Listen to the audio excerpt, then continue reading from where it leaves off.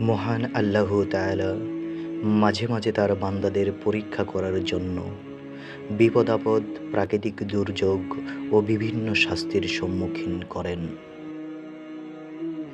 আর এ সকল প্রাকৃতিক দুর্যোগ কেবল আল্লাহর কুদরতের নিদর্শন নয়, বরং বান্দার সতর্কতা ও বিনয়ী হওয়ার সুযোগ সৃষ্টি করে।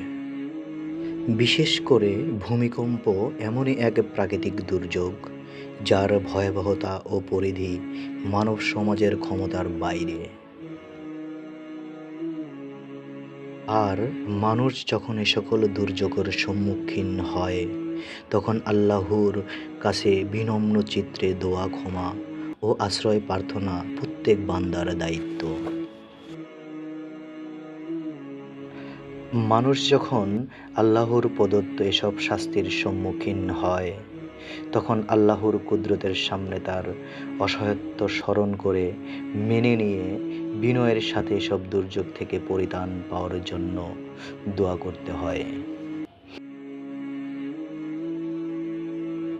যদিও ভূমিকম্পের জন্য নির্দিষ্ট কোনো দোয়া বা জিকির সহিহ হাদিস শরীফে বর্ণিত হয়নি, তবে বান্দা তার নিজের মন থেকে আল্লাহর কাছে যে কোনো প্রার্থনা করতে পারে। বিশেষ করে বিপদে দোয়া ইউনুস আলাইহিস সালামের দোয়া অত্যন্ত গুরুত্বপূর্ণ।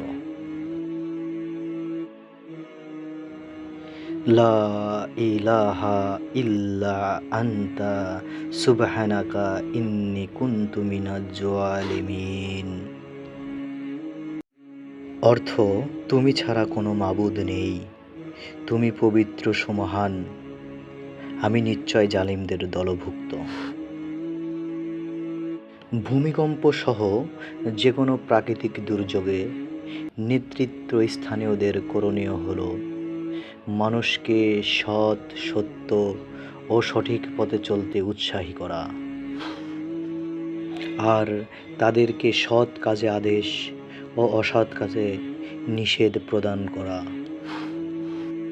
মহান আল্লাহ তাআলা বলেছেন, যারা সৎ কাজে আদেশ ও অসৎ কাজে নিষেধ করে এবং নামাজ ও যাকাত যথাসময়ে আদায় করে, মহান আল্লাহ তাড়াতাড়ি তাদের প্রতি করুণা বর্ষণ করেন। পবিত্র কুরআন ও হাদিসে এমন নিদর্শন বহু রয়েছে যা দেখায় আল্লাহর প্রচণ্ড শাস্তি ও দুর্যোগ মূলত মানব জাতির কর্মফলের প্রতিফলন। তাই বিপদকালীন সময়ে আল্লাহর কাছে ক্ষমা, আশ্রয় ও দোয়া প্রার্থনা করা অপরিহার্য এবং সর্বদা পাপাচার থেকে নিজেকে বিরত রাখা বাঞ্ছনীয়।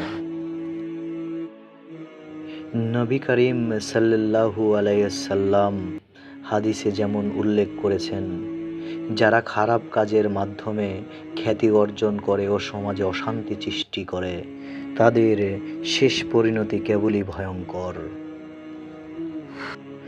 অতএব ভূমিকম্পের ভয়াবহতা থেকে বাঁচার একমাত্র উপায় হল আল্লাহর প্রতি ভরসা রেখে আল্লাহর কাছে ক্ষমা ও আশ্রয় প্রার্থনা করা।